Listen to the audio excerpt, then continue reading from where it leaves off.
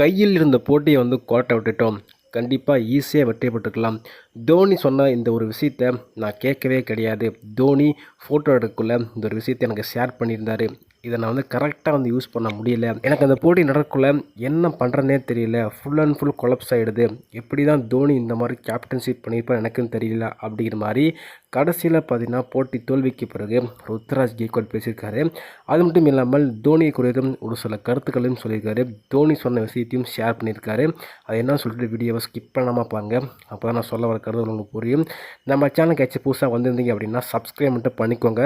அப்படி பண்ணிருந்தீங்க அப்படின்னா பக்கத்தில் இருக்க பெல் ஐக்கான் உடனே நோட்டீஸ் வரும். நிறைய பேர் சப்ஸ்கிரைப் பண்ணால் பார்த்துட்டீங்க, சப்ஸ்கிரைப் பண்ணிட்டு பாருங்கள்.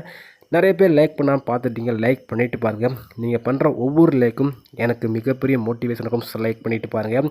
இன்றைக்கி மேட்ச் பார்த்துப்பீங்க. சிஎஸ்கே மோதிருந்தாங்க. கண்டிப்பாக இம்பார்ட்டண்டான போட்டிங்க. சிஎஸ்கே வெற்றி பெற்றால் மட்டும்தான் பிளே ஆஃப்க்கு தகுதி பெற முடியும். அதனால் இந்த போட்டி எல்லா ஃபேன்ஸும் சிஎஸ்கே ஃபேன்ஸ் எதிர்பார்த்தோம். அதுக்கு முன்னாடி தோனி இந்த போட்டியில் விளையாடுவாரா அப்படின்னு தான் சிஎஸ்கே ஃபேன்ஸ் எதிர்பார்ப்பு இருந்துச்சு. சிஎஸ்கே வெற்றி பெறாங்களோ இல்லையோ அதெல்லாம் அடுத்த பட்சம். ஆனால் இன்றைக்கி தோனி விளையாடுவாரா அப்படிங்கிறது தான் ஒரு கேள்விக்குரிய அப்படிங்கிற மாதிரி இன்றைக்கி சிஎஸ்கே ஃபேன்ஸ் எல்லாம் மஞ்சள் மைதானத்தில் உட்காந்துருந்தாங்க. அதுக்கேற்ற போல் இன்றைக்கி டாஸ்லேயே தெரிஞ்சு போச்சு தோனி விளையாடலை அப்படின்னு.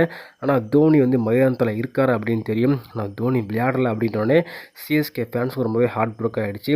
ஆனால் என்ன சொல்லியிருந்தா அப்படின்னா தோனி ரிட்டையர் ஆகலை, இன்னும் ஓய்வு பெறலை, அடுத்த இயர் வருவார் அப்படிங்கிற மாதிரி சொல்லியிருக்காரு. ஆனால் அதுக்கெல்லாம் பாசிபிளே கிடையாதுங்க. ஸோ வெயிட் பண்ணி தான் பார்க்கணும் என்ன பண்ணுறாங்க அப்படிங்கிறத. இன்றைக்கி மேட்சை பொறுத்தவரையும் சிஎஸ்கே ஒரு மிகப்பெரிய தவறு என்னன்னா சிஎஸ்கோட ஃபீல்டிங் தான். ஃபீல்டிங் பார்த்துருப்பீங்க. சிஎஸ்கே கொஞ்சம் சிஎஸ்கே இன்றைக்கி நல்லா ஃபீல்டிங் பண்ணியிருந்தா கண்டிப்பாக ஒரு வேளை சான்ஸ் இருந்திருக்கும். இதுவே ஒரு தோல்விக்கு மிகப்பெரிய ஒரு காரணம். கிளாஸனோட கேட்ச் விட்டாங்க. அந்த கேட்சை பிடிச்சிருந்தா மேட்ச் இன்னும் சீக்கிரமாக பார்த்தீங்கன்னா கொஞ்சம் போயிருக்கும். அதாவது 10-20 ரன் முன்னாடி அவுட் ஆகிருப்பார் கிளாசன். சொன்னால் கிளாஸனோட விக்கெட் எடுக்க முடியல. கடைசியில் அவுட் ஆனார். மேட்ச் ஆல்மோஸ்ட் முடிச்சிட்டாரு. ஆனால் கடைசியில் இஷான் கிஷன் மேட்சை ஈஸியாக முடிச்சாருங்க.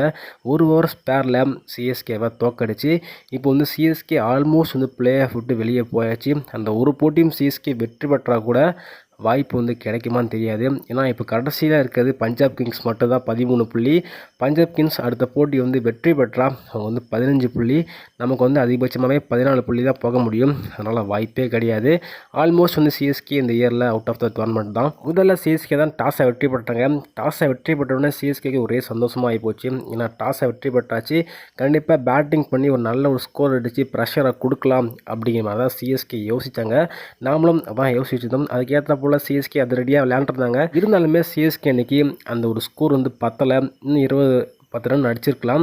கண்டிப்பாக அதை அடிச்சிருந்தாமே சிஎஸ்கே டிஃபெண்ட் பண்ணிக்க முடியாதுன்னு நினைக்கிறேன். ஏன்னா அந்தளவுக்கு சிஎஸ்கே பவுலிங்கும் சரி ஃபீல்டிங்கும் மோசமாக பண்ணியிருந்தாங்க.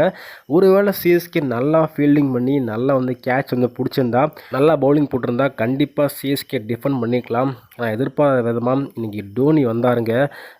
தோனியும் சொல்லியிருந்தார் ஒரு சில விஷயத்தை. ஸோ இன்டர்வல் பிரேக்கில் நம்மளோட ருத்ராஜ் கெய்க்வாட் ஷேர் பண்ணியிருந்தார். ஆனால் அவர் சரியாக எதுவுமே பண்ண முடியலைங்க. அவர் மட்டும் என்ன பண்ணுவார், ஒரு கட்டத்தில் அவருக்கு என்ன பண்ணுறதே தெரியல. ஸோ எந்த பவுலிங் யூஸ் பண்ணுறது, யாரை கொண்டு வர்றது அப்படின்னு தெரியவே இல்லை. ஸோ இடக்க முழுக்க கொடுத்தாரு. தோனியும் அதை பொறுமையாக வாட்ச் பண்ணிட்டு தான் இருந்தார். அதை கொடுத்து ஒரு வீடியோவும் போட்டிருக்கேன், பாருங்கள். தோனியும் பேசியிருக்காரு. சரி, நீங்கள் சொல்லுங்கள், இந்த ஒரு தோல்விக்கு யார் காரணம், சிஎஸ்கேக்கு வாய்ப்பு இருக்கா இல்லையா அப்படிங்கிறது கருத்துக்களாக போட்டுவிடுங்க.